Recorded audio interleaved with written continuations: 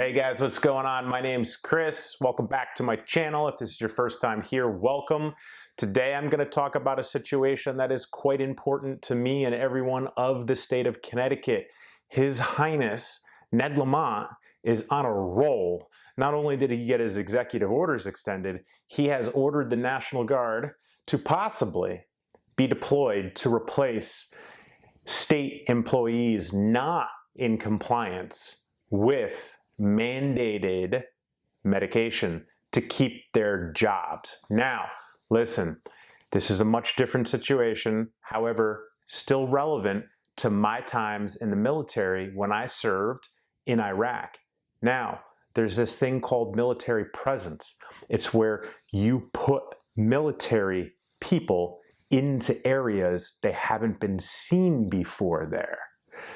Now, what our objective was at war and what the objective of the National Guard in the state of Connecticut are going to be two very different things, or are they going to be? That's the question. When you put troops somewhere they've not been seen, it's to soften up the area. My predictions on what we're going to see, I'm going to talk about on this episode. And before we get into it, if I can ask you guys for a couple of favors, smash that like button, tell YouTube to get this video out to other people in the state of Connecticut, leave a comment, let's have a discussion, and if you like the content, hit subscribe. Let's get into it. Okay, so from a recent news article that I just pulled, announced last night, which we are going to have links in the show notes so you can view for yourself. The title of this article, I'm going to just scrub the name of something that starts with a V, and I'm going to rename it medication. I think everybody understands what I'm talking about. Titled, Connecticut National Guard could be deployed to replace the state employees not in compliance with mandated medicine. I'm going to read this off to you. Here we go. Okay, so Hartford. To prepare for potential staffing shortages as soon as next week, Governor Ned Lamont has directed the Connecticut National Guard to start planning to replace state employees who have not gotten the mandated medication. Lamont announced Thursday afternoon that the National Guard could be deployed to support operations until replacement employees can be hired or non-compliant employees come into compliance. State officials have been trying to ensure that state employees are medicated or submit to weekly testing, as required by an executive order by Lamont, which you guys have heard me talk about over the past week on the show. The deadline for compliance is at 11:59 p.m. Monday, and workers could start being replaced the following day. Those in non-compliance will be placed on unpaid leave no later than October 11th. So far, 63% of state employees say they are fully medicated, and 12% have already started testing. Over 25% or more than 8,000 employees are either not medicated or not complying with weekly testing. Lamont has authority over nearly 32,000 employees in the executive branch, and officials were still tabulating the numbers Thursday as agencies continue to provide updates on medications. Quote, I continue to remain optimistic that our employees will submit their testing and medication information quickly, Lamont said. But as we have done through the pandemic, we will prepare for the worst to prevent impacts to critical services the state provides. The health and safety of our employees and people of Connecticut remain our top priority. Lamont goes on to say, we have provided most state employees with the option to get tested weekly instead of getting medicated. Providing more flexibility than our neighboring states, we also provided our employees with a compliance grace period. There is no reason our employees should not be in compliance. I continue to count on state employees to lead by example and respect their coworkers and the public by complying with this executive order, which is a law, Lamont says. Lamont also goes on to say, we are very optimistic that the number of people who ultimately are in non-compliance status at the end of the day on Monday will be relatively small, end quote. Josh Gabel, the state's chief operating officer, says, we are anticipating that there will be some, and our agencies are making contingency plans and planning for those risks accordingly, end quote. Lamont has been unbending in his view that the state employees should be medicated. Connecticut has one of the best track records in the nations in medication, and Lamont has continued to push the issue as the coronavirus pandemic continues. Earlier this week, school bus companies were worried that as many as 300 drivers might not show up for work because they were not medicated and have refused to be tested. But most districts had no major problems Monday though some school bus routes were delayed. Lamont said the worst case scenario of hundreds of drivers not showing up for work have been avoided. Public schools in North Haven and Derby requested help from the state Monday with 2 drivers each who needed to be replaced. As part of its contingency plan that had been announced in advance, the state supplied drivers from the state Medicaid contractors that transported children with special needs. I think our teachers, our state employees, our school bus drivers all are coming to the same place, Lamont said Monday. They are going to do the right thing, keep themselves and everybody around them safe. Typically, this is to protect life, Major David Peitel, and I'm probably killing his name, protect life, limb, eyesight, and property. But the last 2 years have taught us to be flexible and that we may be called upon to support the state in new ways, Peitel said. We, in concert with our agencies and the governor's office, are closely monitoring critical sectors and key positions that may be affected by a labor shortage, and we are looking at options for filing in critical capacity gaps.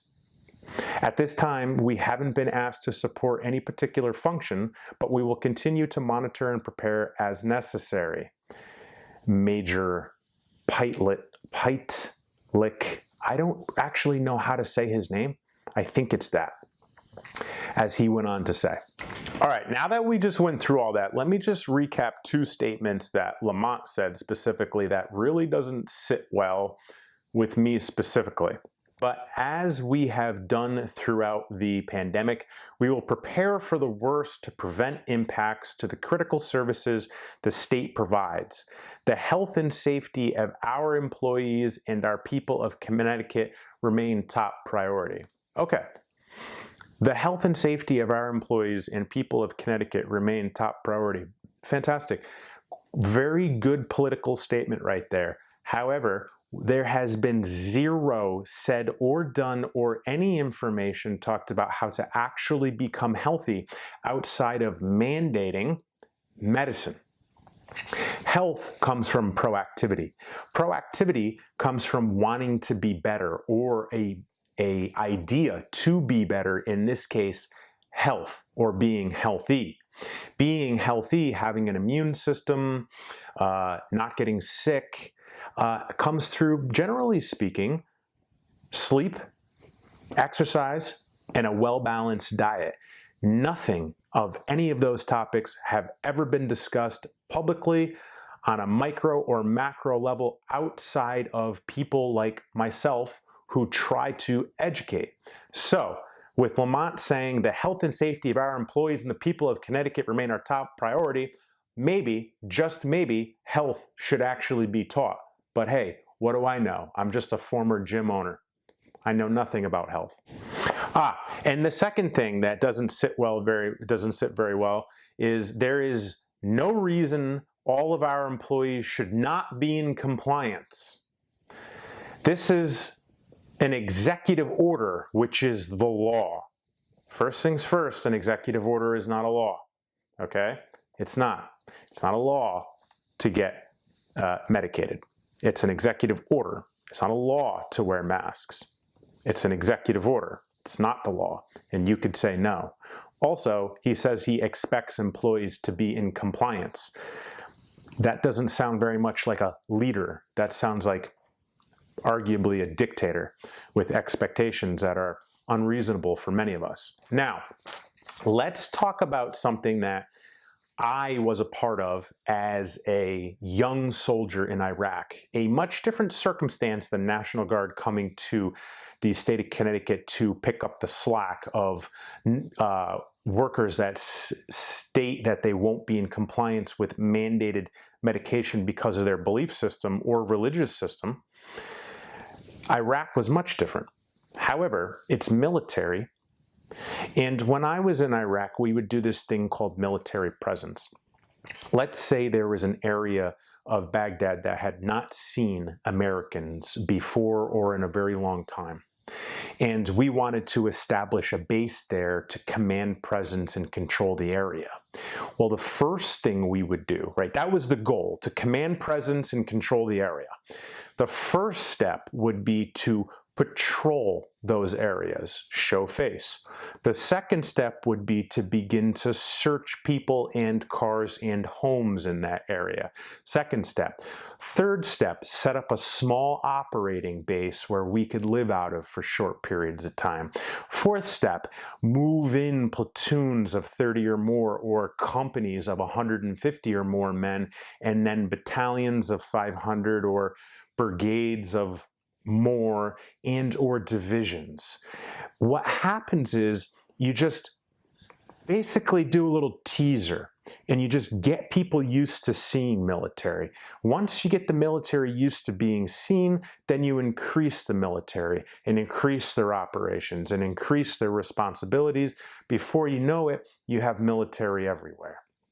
Now, I am not suggesting that there's going to be a war or a civil war or the National Guard is going to declare martial law. However, what I am saying is, though, this is the agenda, this is what is happening, and you will likely see more National Guard in the state of Connecticut as you become accustomed to this new norm that we're in.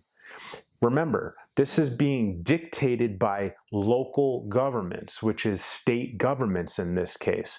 This is what they want you to get used to, this new norm. And if having National Guards in the streets of Connecticut, in government buildings of Connecticut, driving buses in Connecticut and in hospitals in Connecticut doesn't set off an alarm within your minds of more to come, it's time to wake up and smell the coffee.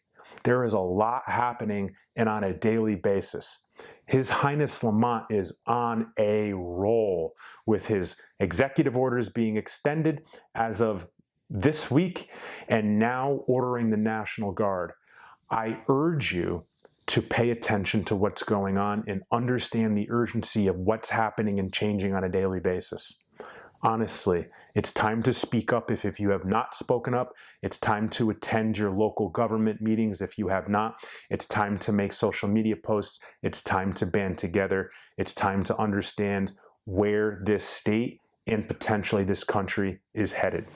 All right, guys, that's my show on His Highness Ned Lamont using his powers to be in a dictator format to bring not only the National Guard in, but if you recall, the precursor was to extend his executive orders, which are not a law, as he states. With that being said, I encourage you to think freely about the topics. I encourage you to discuss in the comments here below. I encourage you that if you got anything from this video, if you got anything from this topic, if you laughed, if I educated you, if you learned, smash that like button, drop a comment below, and if you like the content, consider subscribing, but definitely smash that like button. I appreciate you guys, and I'll catch you soon.